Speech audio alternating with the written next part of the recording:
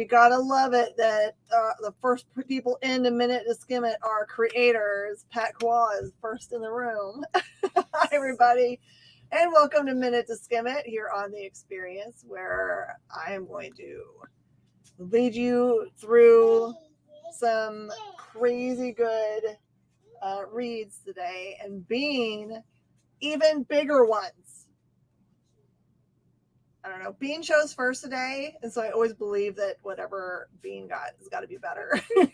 I do a very even distribution. I know you do, yeah. But my brain still tells me, what'd you get that I didn't get to read? It's the grass is greener on the other side. The other comic pile is better. It's true. Absolutely true.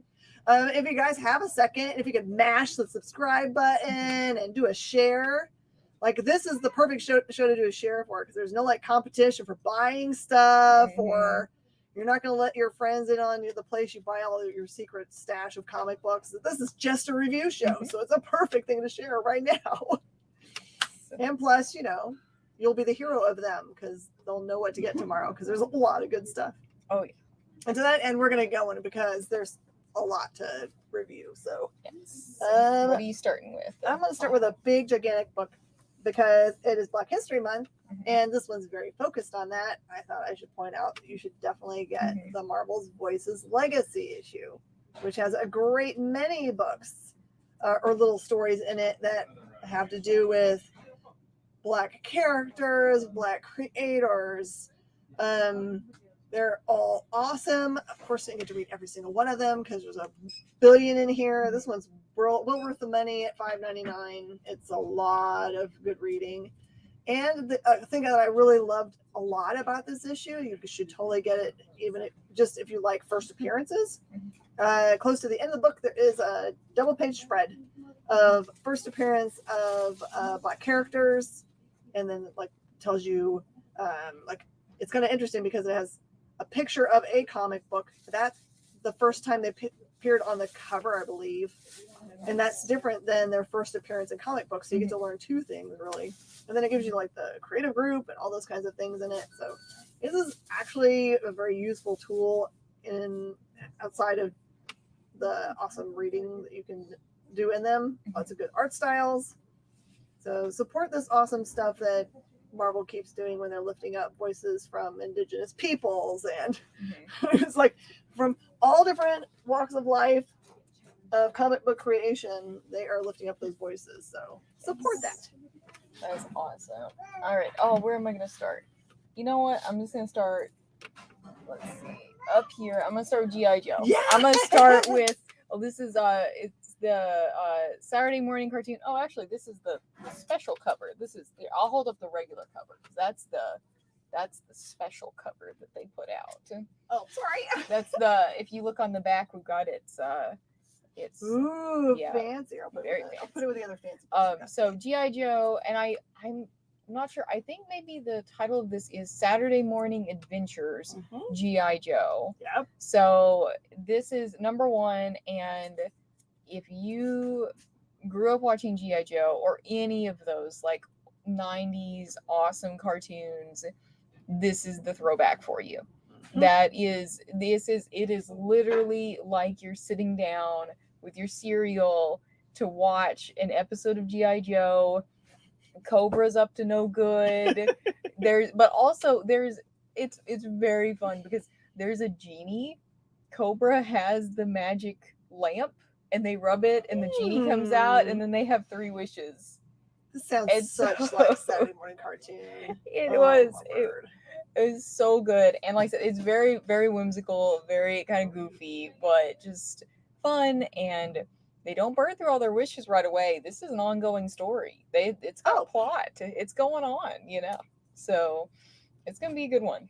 I think at some point there have been so many tales told in the universe of G.I. Joe that you do have to probably come up with some crazy sounding ideas. I was only really about, when I was a kid, this is no lie, when watching Saturday morning cartoons, specifically for G.I. Joe, to see what kind of new vehicle they had, because I knew they would make a toy for it. Yeah. And I knew my brother would ask for such toy, and he would not want to make the toy, because remember, there's a lot of assembly to those toys. So it would let me assemble it, because I was so into assembling G.I. Joe toys. Seems weird, but I liked it. It's like I reckon it to people now that like buying Lego sets because they like assembling the Lego set, not necessarily that they want a Lego set. Yeah, I feel that. Bonus points if you sing the G.I. Joe song. I how it starts. I mean, I can get to the end. The go. No, that's Real American heroes. It's G.I. Joe. Is there. G.I. Joe. All right. We used to like mess up all the lyrics to that on purpose. Man. Okay. Thor. This is number 22. If you don't want to know what happened in 21, cover your ears now and go la la la la la la la la. Okay. So in the last issue of this, you found out, or the issue before that, that the Mjolnir isn't just a hammer, which we knew from before. There's been stories about that it was like, you know, people from all these worlds put together into one thing, and they are sentient, but it actually is like transformed into, or the new character is the God of Hammers, which sounds ridiculous, but that's what the title is on the bottom, so that's not a big surprise. Who appeared as a girl, and started causing all kinds of problems for Thor and the group. Okay, including, it looks like you got Doctor Strange's dog also, because why not? Yo. In this one, it gets even more real, and this is a big, gigantic reveal at the very end, which I'm not going to tell you about. Thor has to call upon new powers that I don't think he's used before, which looks like they're going to be permanent and very powerful. So don't miss what happens when the God of Hammers brings it, because then Thor's got to bring it too. That's awesome. You can stop la-la-laing now. Yeah.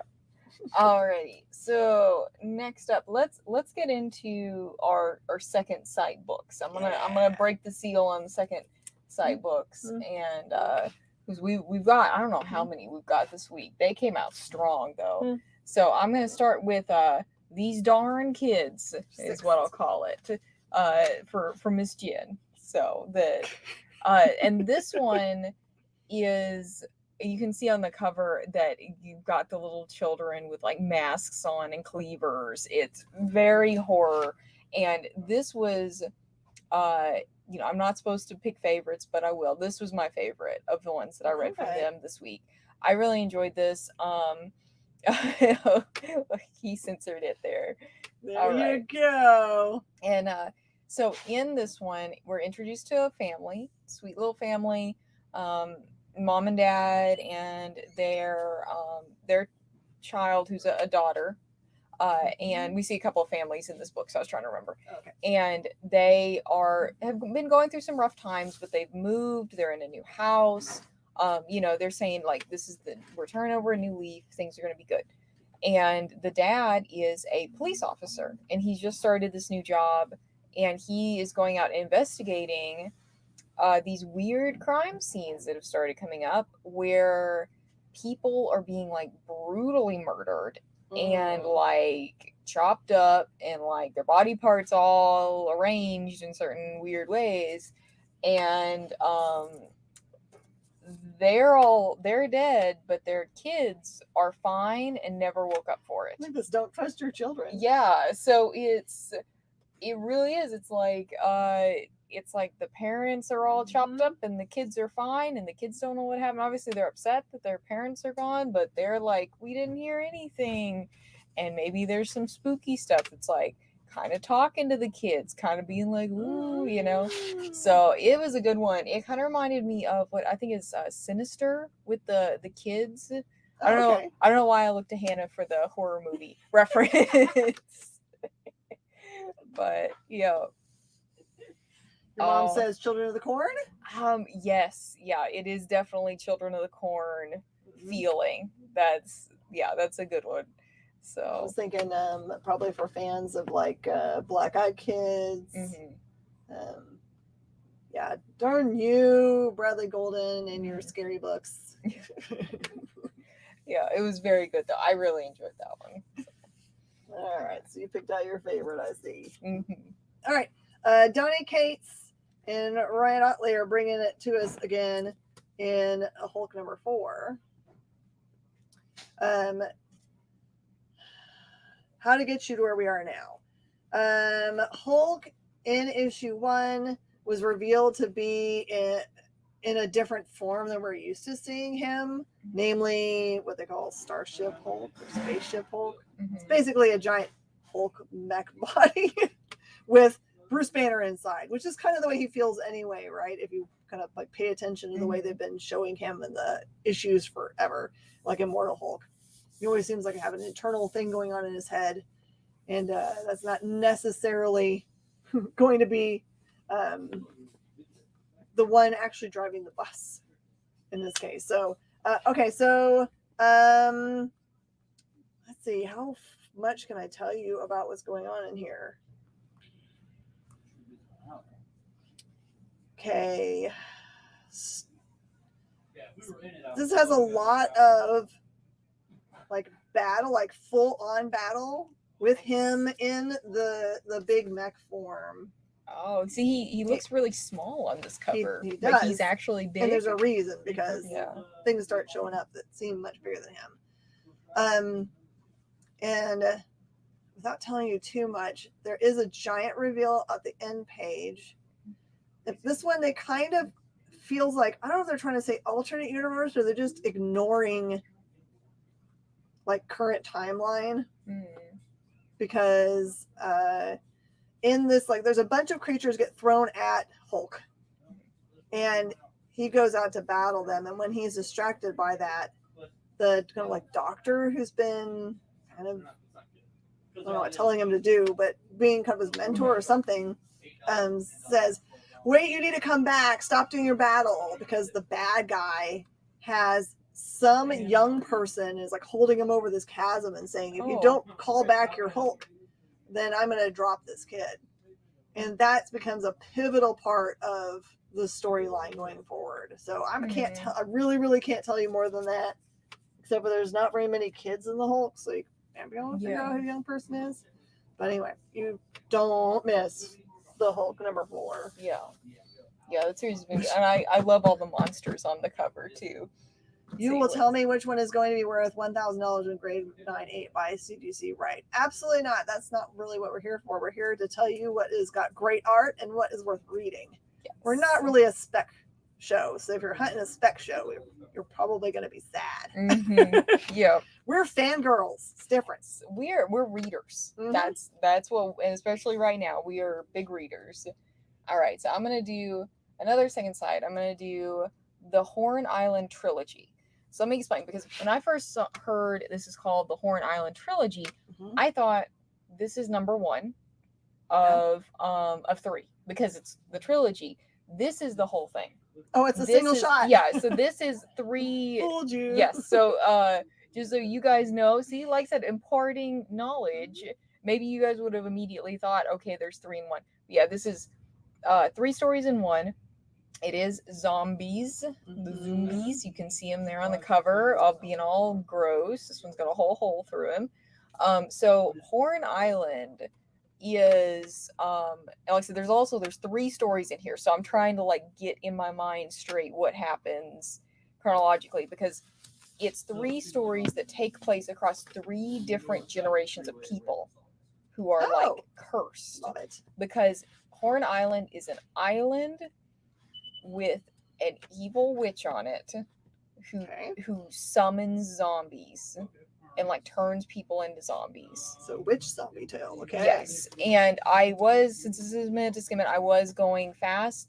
I think that there's a part in it where it gets more into like where she came from, but I got a little confused on if it's where the witch came from or from where the family originally came from, or maybe both. Maybe it's both.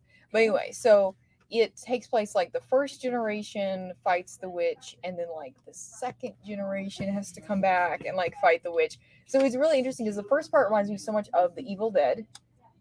So much of just like classic zombie person in a house. Zombies, and they're coming up. And then they like come back with like military force. So it's interesting to see, like, you know, like the Evil Dead, but then there's like military level force, and like the zombies get Mississippi at one point. Like claim it Yeah, in the name of them. like they just take over, and so Do they need a water source for like transporting goods? I don't know. But anyway, so it's very good, and this is the whole thing. This is the whole trilogy. It's 3 different stories told across 3 different generations of the same family. So very neat, interesting to see like a zombie tale told like that, you know. So Kyle asks, isn't Horn Island where Discovery Channel keeps sending people to hunt for gold and never find any? No, Oak Island is where I think I'm gonna get this wrong. I think it's the Travel Channel keeps sending people to dig up gold that doesn't exist. Yep.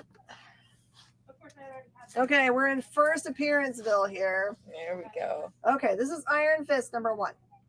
In the last Iron Fist, as we saw him in books, he had given up his power completely in order to save all of everything, right? As he says in the book, as you do. And so in this book, he's really just trying to get to a date with, I think it's Misty Knight. And discovers big problems as he's going along. No, wait, I'm in the wrong spot. There's another date one. Sorry, not this one. Sorry. He is just doing his own thing.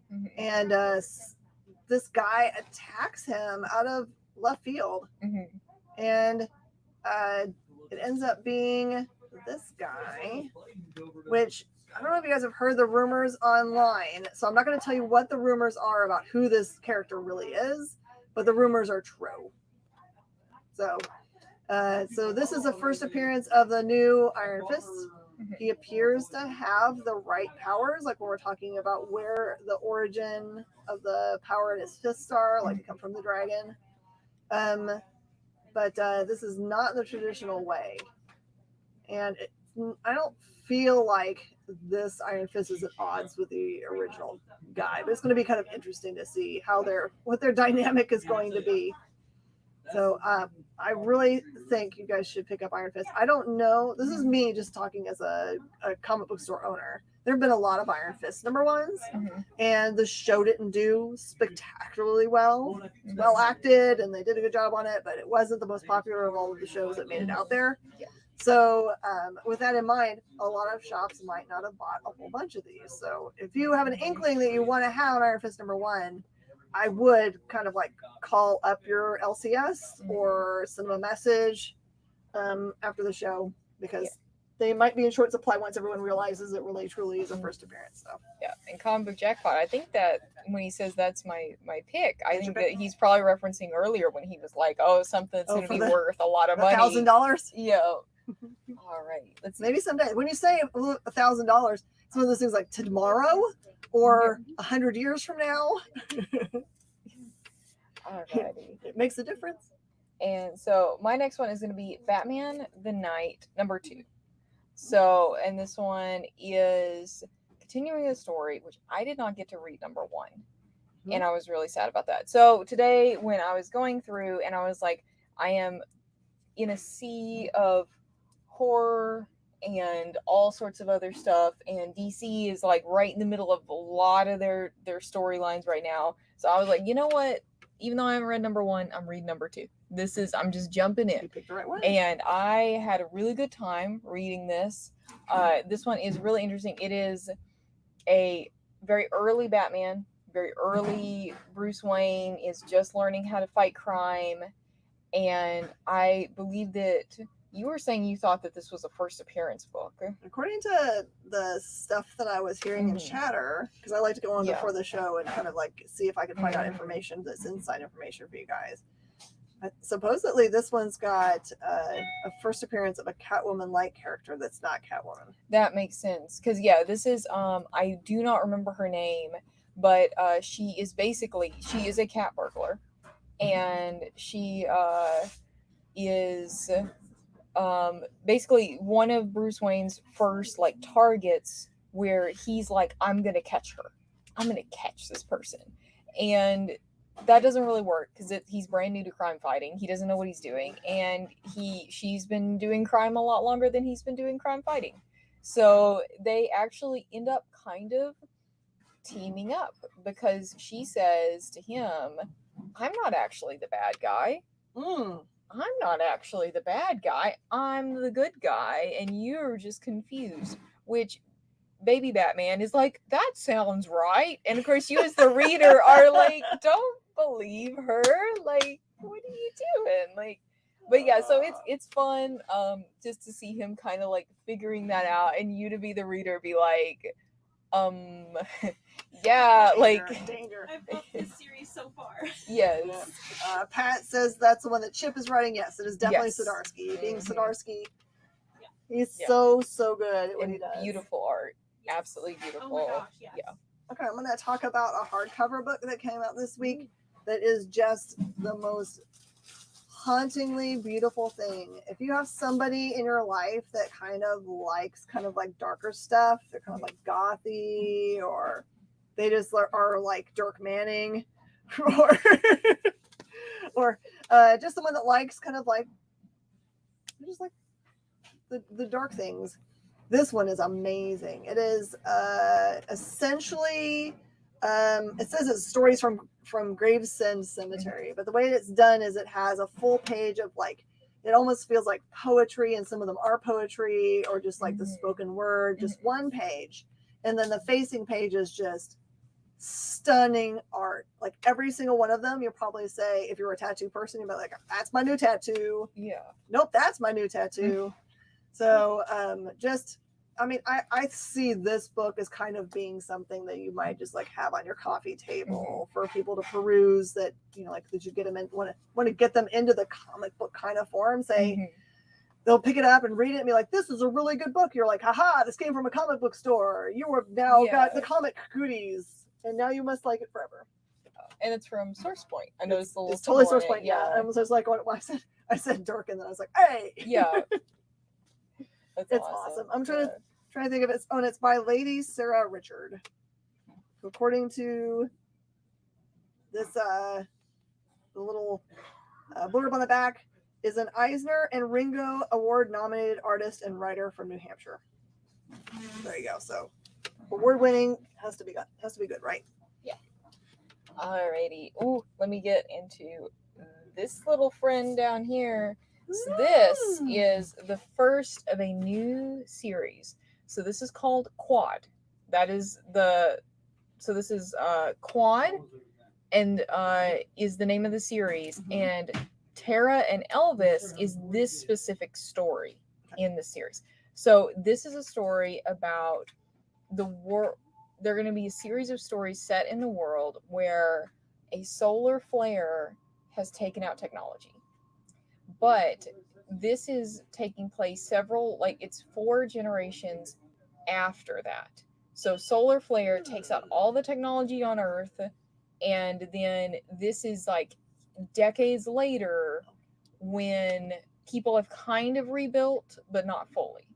So it's very dystopian, post-apocalyptic, really interesting. This first one, so this is Tara, and this is Elvis. Elvis is a cat. He's a kitty. Yay. And so this one was so good. If you like any of the like Mad Max, I was trying to think of other like dystopian. Mad Max is the one that this one reminded me of a lot, because she's a mechanic and she's driving around in like this big vehicle to go, and like she's got to go try to find parts. I think definitely anybody who really enjoys the Borderlands series, it's not as like goofy as Borderlands, but it's definitely that same feel of like going around having to scavenge and then like put stuff together and fix stuff. And there's like some monster things, they call them mutados, and like they're like just like mutated people, so there's a lot of like weird stuff going on.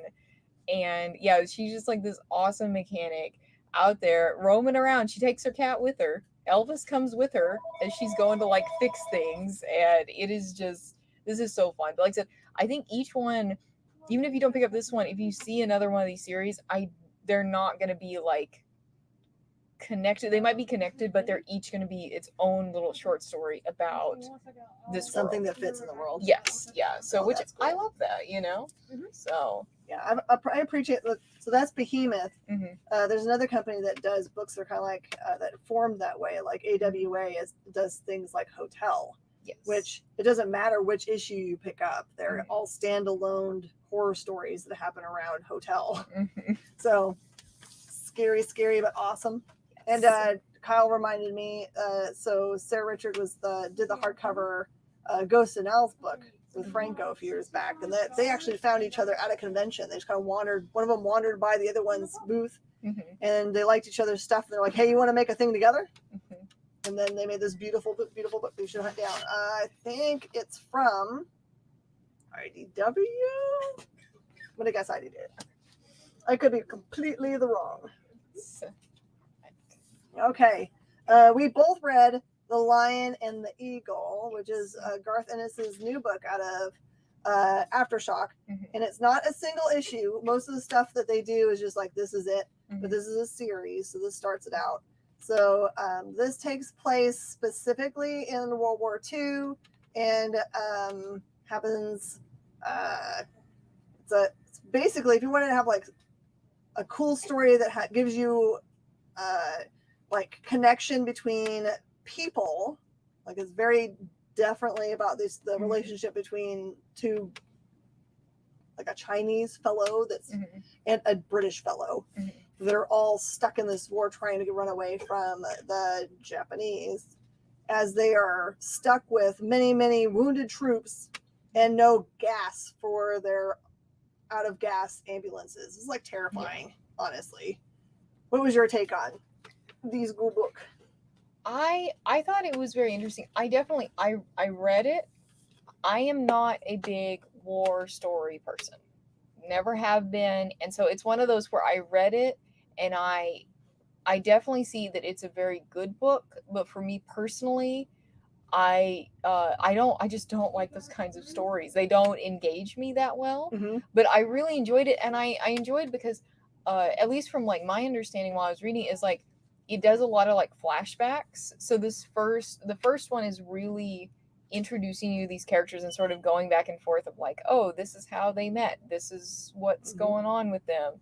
And I really enjoyed it because I could definitely see this as if you have someone in your life who likes war stories and is not interested in comic books, this is perfect. It's perfect because it's a wonderful war story, and wonderful, like said, the sort of slower pace, more like thinking and the relationships that are building and like they're planning their attacks, all of that stuff.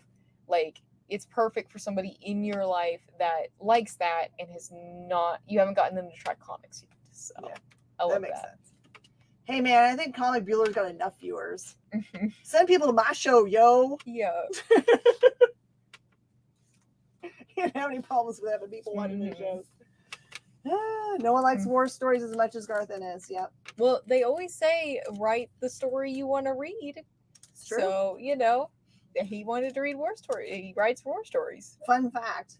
He's written war stories for like that are underneath like the Avatar press banner and for Aftershock and for I'm trying to remember who else he's done them for. Maybe Dark Horse. There's been a bunch of them that he's done, and it's kind of interesting if you pay attention that sometimes he'll put little asterisks in it and will refer that the story he's writing is actually connected to a story that he's written from another publisher. Yeah. And I think that's really cool that it's kind of like Stephen King, like, oh, this stuff's connected. Now that it's about real things that really happened is probably helpful. And you can tell the research that went into that book too. I mean, just like you might accidentally learn history. Sorry. I do feel like I learned something. I didn't want to, but I did. All right. This is another one of the awesome releases from Second Sight today. Tomorrow, sorry if you want to be official.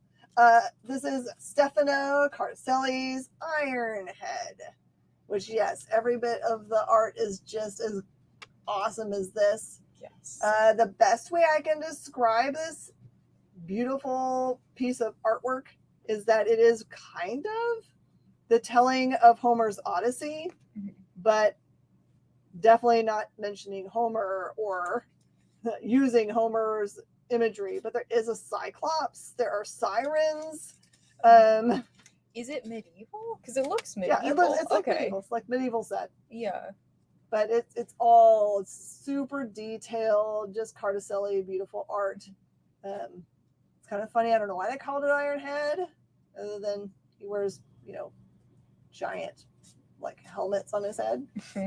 But yeah, this one's worth it to pick up, even if you're like going, okay, well, I'm not really into Homer's Odyssey, but yeah, you might buy it just to have the art, because there's like the last like 4 or 5 pages are just like spreads of like alternate cover art that he did, or just art he wanted to do. Yeah. I don't know. So beautiful. That's awesome. How many times does he say dough and eat donuts? Oh. No. All right, yeah, I'm gonna move this one over. I'm gonna do my last second sight book, which is Freakshow. Freakshow! Kingdom.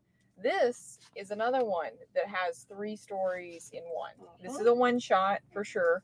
And Freakshow Kingdom is about zombies again. And it is, but it's totally different. Like, and I actually, until I was sitting here describing the two, it didn't even hit me that they have 2 books, both zombies, both in 3 parts, because the 2 books are so different when you're reading them. Yep. Even though I read them probably I think I had like maybe 1 comic. I didn't register until just now that sounds very similar. They're not. So this one, Steal it for a second so I can see if it's. So while this one's like Evil Dead, that one is like The Last of Us. That's the difference in the 2. It's definitely a lot more modern of a take on zombies. It's a lot more about people and about how they're responding to things. It has a lot more to do with who these people were before the zombies attacked, what their lives have been, and how they're responding because of that. So it's really interesting. The first 2 stories are definitely more introspective, more kind of looking back, like I said, at the past and reflecting on like, man, like this thing and this thing happened. One guy is like, man, I did all of this, like, because he was an alcoholic, and he's like, I got sober and the zombies attacked. Like, what the heck, man? I was just getting my life together. And so they're very good. The last story, the 3rd story, just my favorite. I love the artwork. Actually, I think because it's Carticelli again. Yes, it's this same artwork, but in this book. So it's like these awesome, like kind of watercolor zombies, but like a whole series of them. And it has lines in it like, "Well, bite my butt and call me tasty." Yes. And the last one is definitely action. So the first 2 are like introspective stories. The last one is all action, all murder time, really good. All still has that like human connection to it, and is just awesome. So that was I really enjoyed that. Like I said, they're both one shot. So if you like zombies, this is a good week. Like, Second Sight has you this week. And Freakshow Kingdom is Jonathan Hedrick. So for people that are fans of his Freakshow series, Freakshow Nights, Freakshow, there's another book in the middle. I can't remember it. But the Freakshow series by Jonathan Hedrick. You fans, support that thing. All right. I'm going to do a quick review on a book that came out last week, really fast, just so that you can not miss it. You got Sabretooth. We did not get it in until this week, so that's why I'm showing it to you now. So Sabretooth was, it's by Victor Laval. No wonder it's awesome. Traditional Sabretooth goodness. Figure out how much I can tell you. Sorry. Every once in a while, I read way too many books. I can't remember 100% what happens in which one. So, okay, so this happens in the Hedrick universe. No, not Hedrick. Hickman. The Hickman universe. I'm like staring at books. So you remember that Sabretooth in the Hickman universe storyline that's been going on in the X-Men, they have exiled Sabretooth. Basically had Krakoa kind of like eat him.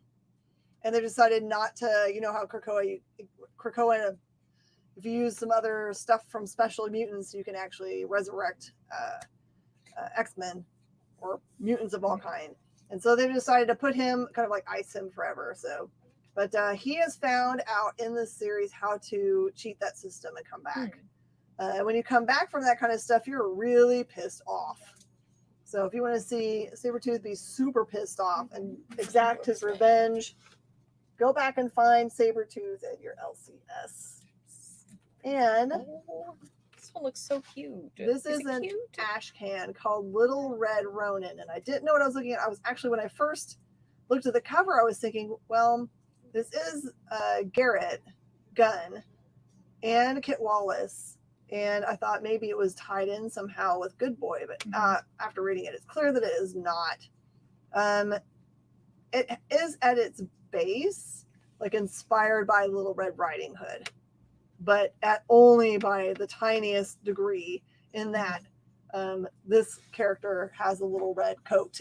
Oh. And there is sometime in the past, they say that they saw a giant wolf attack their grandmother in the woods, and no one believes them. So they are trained as, you know, a Ronin, because they're alone. A Ronin is someone without a master. So this Ashcan gets you set up. There's plenty of pages in this to make it feel like an entire book, honestly. Yeah, I didn't even realize it was an Ashcan, because it is not. Usually Ashcans, you pick them up, you can feel that they're very, they're very, very small. They're just a little sample just to see if you want it, and, you know, for us people like us to read it and tell people, you know. But yeah, no, that one, I thought it was a full book. That's how long it is. All right, what do I have left? Silence, I think. And I have, I've got 3 left. All right, I'm gonna do Mother Russia Winter Special. I don't know anything about Mother Russia. I don't know anything about if this is a character that's been coming out. I kind of assume so because they have a winter special. Originally with a different company. Okay. It was with, I'm not gonna remember the company name. They did all their stuff on newsprint. Mother Russia was a 3-part series that was very, very popular and sold out everywhere. Okay. Well, this one, yes, thank you. Yeah, this one is really, really interesting. This is a book with no words. It is all pictures. It is all told through pictures. And I am not really sure. I know what I saw happen, but I don't know if maybe I needed more context. I still enjoyed it, but I did feel a little bit lost in the story, just a little bit, because you have the main character, who's this lady on the front, who I guess is Mother Russia, or maybe the person they're thinking of as that. And she is in this land with like a bunch of zombies. This is just the zombie week. Like, and well, it's Valentine's week. Yeah. So she is there, and there's a little boy, and she is protecting him and from these zombies. And it's just, like I said, there's no words to it. It's all just like told through pictures and through their expressions and through actions. And so it was a really interesting read, and it's good. Like I said, maybe if I had had more time to just kind of sit and soak it in. This is Minute to Skim It, so I'm going 1,000,000 miles a minute, of, you know, 1,000,000 pages a minute, and just going through. But it was very beautifully drawn, very cool story, and just a neat book. So. Love. Yep. All right. And I've continued to read. If you see me reviewing a number 20 of something, it's probably really good. So Touching Evil number 20 is available this week. So Touching Evil is a story about I'm going to call it a curse that's been passed down, that allows the person who has the curse to touch somebody who's evil, and it kills them. Okay. And they have this curse on themselves until they can find someone to give it to. They have to read a scroll, and then the person has to accept it. And it's just like, and until that happens, I think all the souls that have been killed are like kind of locked up and can't go to peace or go to judgment or anything until that person transfers their power. So then if they have accidentally killed somebody by touching them, they have a lot of guilt about that. And in this case, it kind of addresses that because there's a character who has a lot of guilt about people that they've caused the death of. And it's really well written because even if you started at issue number 20, they give you so much information by jumping back and forth in time and showing you, very early on when this curse was given. There's a witch that's involved. And so this is a really thick book. I think they intend for people to kind of like jump in here and kind of get going. Okay. So you can absolutely jump in here, or even if you just had as much information that I have given you, you can go back, and if you can't find a number 1, you could do just fine, because the very first issue just has a woman going to a prison and is given the power by a death row inmate. So, and Athena the Undying is a single shot book, also from Source Point Press. If you have Athena the Undying that was printed before, either bought it directly from Brian Silverbacks or got the earlier version from them, it is the same book inside. So don't double buy unless you just like the cool new covers, which they're amazing. So why not? All right. You got 2? Yeah, where'd my 2 go? got Rainn? Silence. I keep forgetting because it's for me. There's glare on there. So Silence, number 1. This is the other one from Second Sight. Did you count this one when you were doing your count? It's just hiding up there. No. So we might have had 7 this week from them. So Silence starts off with a guy, and he's just kind of a regular guy. He's in his 40s. He's doesn't have a lot going for him. He's unemployed.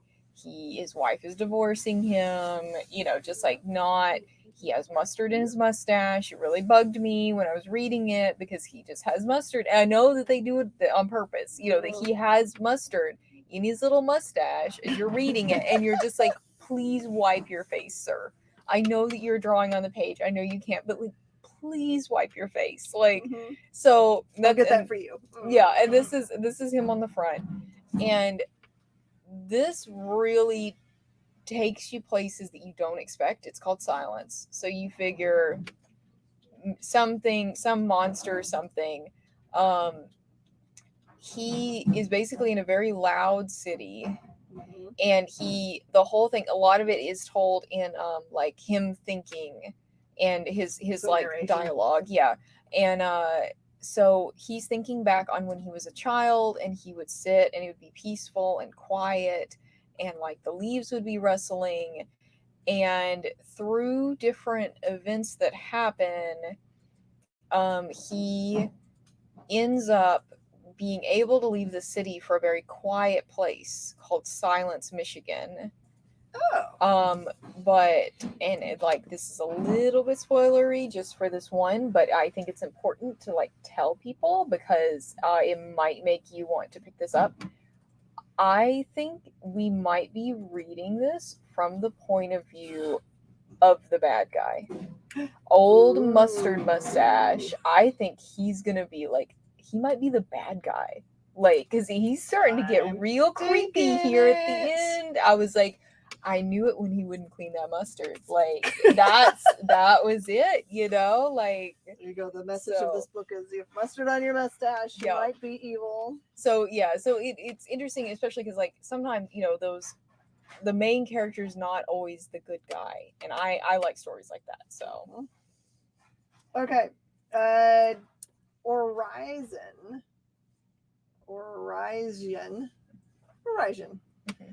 Sorry. When you look at it on the page, it looks easy to say until you were like, wait a minute, there's an IO in there. It's not Horizon, it's Horizon. Anyway, we'll call it Orizion. in favor of the superb owl. It's Horizon. All right, so this book is most closely related to, like, if you like this, you'll like that kind of thing. John Carpenter's The Thing, because it does take place in a very snowy venue, and it appears that they have found something in the ice. Of course, the Thing doesn't look anything like the Thing. Mm-hmm. It's very New scary. monster. Oh, it's got a cover and price on it, so you it's can't, for see him. secrecy. Can't see him. Yeah, no spoilers here. But yeah, if you, for lack of a better way to say, if you like horror, monster horror, especially when you can't find any help because you're in the middle of nowhere, you will love this book. Alrighty. So my last one. Let's see. Is it my last one? Let me reflect. It is my last one. That's fine. My last one is Rainn number 2. Joe Hill's Rainn. This one is, so the first one we have where it sets up where the main character is going to move in with her girlfriend who they've been together for years, and she's going there and everything is good, and then all of a sudden crystals rain out of the sky and kill like thousands of people. Everybody who is everybody outside dies because of these like super sharp crystals that like fall down from the sky. This number 2, so number 1 is just setting up that is going to happen and that it happens at the end. This one, they are starting to deal with the aftermath and with the fact that the crystals are just going to keep happening. They're spreading. More and more of the United States is going to be hit by them. They still don't know what's causing them. And basically, our main character is like, oh, I'm going to go out. I'm going to go try to figure something out. I'm going to try to get in contact with I believe it's her girlfriend's dad that she's trying to get a hold of, because she just wants to know, just like, somebody has to be alive out there. Like he needs to know what happened, because both the girlfriend and the mother both died, and so she's just trying to contact this last like family member, and she's trying to go to Denver, which is the closest big city. And it's just, this book is really good. It's really sad. Like, I mean, like I said, it's Joe Hill, who we love for horror. Yeah. And then, but then his co-writer, I believe he has a co-writer in this, doesn't Thor, he? yeah. Yeah. Thor, from lots of other really good projects. Recently for his awesome space jaunt that I can't remember the name of it, but yeah, you know Thor's work. Mm-hmm. Yeah. So it's very, very good, but very, very sad, and also a hot book because we have been selling out of them like crazy. Killer Queens, that's and it. Kanto. Oh yeah. Is that right? Okay. Yeah. I'm on the far side of the screen today from the comments. So funny, as you're saying all the words about Rainn, I'm thinking about I think it's Hootie and the Blowfish. Like, the sun comes out tomorrow. Oh no. Because their tears falling down like rain. Anyway. Yeah. It's the way I feel about that book. It makes me very emotional. If you like emotional books, you should totally get down on that book. Yes. All right. And as a reminder, there are a great many books out here this week that are going to be in small print. Mm-hmm. So definitely get with your local comic shop. ASAP. Tonight is probably a good idea. Mm-hmm. Or be first in line tomorrow morning. I suspect that all the second sight is going to be hard to come by. The Iron Fist, the Hulk, the Thor. Yeah. The Avengers is supposed to have something going on in it. So is the Spider-Man. Couldn't read everything, of course. So it's going to be one of those heavy weeks. That's right. Let her cry. Mm-hmm. So definitely, if you need to find one, just use comicshoplocator.com so you can connect with one. All you need is the zip code for where you are. But show your LCS some love this week and pick up one of these books and support the indie guys here, the big guys too, of course. But throw some money at the independent press guys, because they're out there trying to battle for paper like it's, the last, the Miracle Mile. They're trying. It's serious. There's some serious stuff. They're battling the Oh, Lorax. So watch out for the Sneaks. That makes them the bad guys, though. No. Oh no! No. They're definitely not the bad guys. Yeah. All right, everybody. Thank you so much for being with us here on Minute to Skim It. We do love it when you guys share and subscribe to the show. It does let us know that we're doing the right thing with our time. Yes. All right, everybody. We'll see you guys later. Bye. Bye.